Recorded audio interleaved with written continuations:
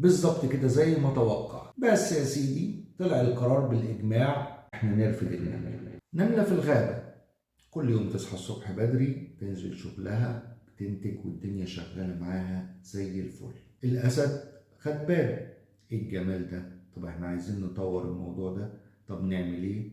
هنجيب العنكبوت يبقى مدير للنملة ويطور من أدائها. العنكبوت جه قال لك بس أنا عايز سكرتيرة، أنا عايز تكييف، أنا عايز مكتب، أنا عايز كمبيوتر، علشان أنا عندي شوية تقارير إكسل وشوية KPI عشان أعرف أقيم النملة ونطور من أدائها. فالنملة بدل ما بقت تنزل على الغابة بقت تروح المكتب عشان تكتب تقارير للعنكبوت، فبالتالي الإنتاج قل. فالأسد خد باله قال لك بس الدنيا كده سايبة، احنا هنجيب البومة علشان تبقى مسيطرة على الموضوع ده.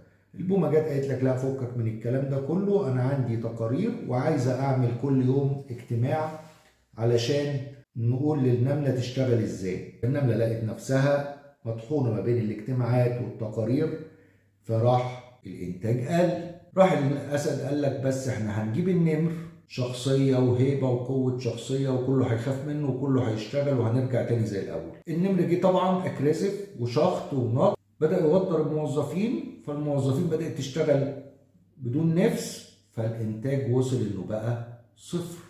راح الاسد دعا لاجتماع مجلس عموم طارئ في كبارات الغابة من ضمنهم النمر، بيطرحوا المشاكل.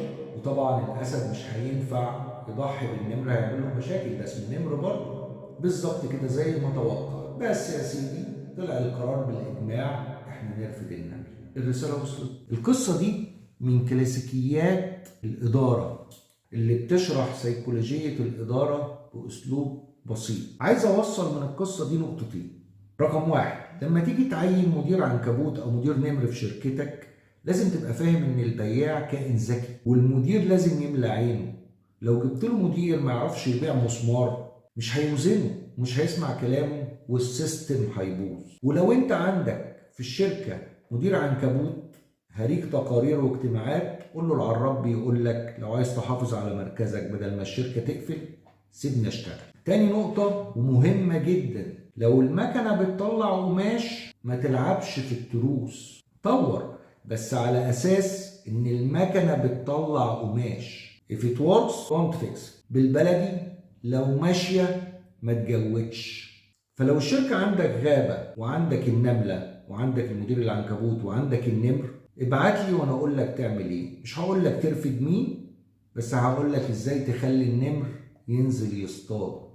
اعملوا شير للفيديو ده وابعتوا له اصحابكم، وانا هعمل فيديو لو انا مكان الاسد اعمل ايه عشان اوصل للاكسبوننشال جروث، وقول لي لو انت مكان الاسد هتعمل ايه.